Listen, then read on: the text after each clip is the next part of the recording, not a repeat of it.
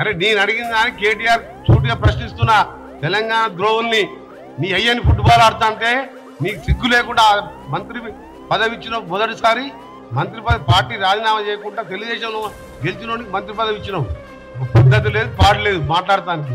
Chit chat అని చెప్పి ఎటు కూడా ఉందని చెప్పి నువ్వంటే అమెరికా పోయి పెద్ద చేసినట్టు outer ring road, TV nursery express highway, international airport ఆ ఏరియాలో కట్టేబట్టే, ఔటర్ రింగ్ రోడ్ కట్టబట్టే ఇన్ని ఐటీ కంపెనీలు ఎందుకు వస్తున్నాయంటే ఎయిర్పోర్ట్ తిప్పి 15 మినిట్స్ లో నేను ఐటీ మినిస్టర్ గా చేసినప్పుడే 35,000 ఎక్స్పోర్ట్స్ ఉంది. కంట్రీలో సెకండ్ ఉన్నాం.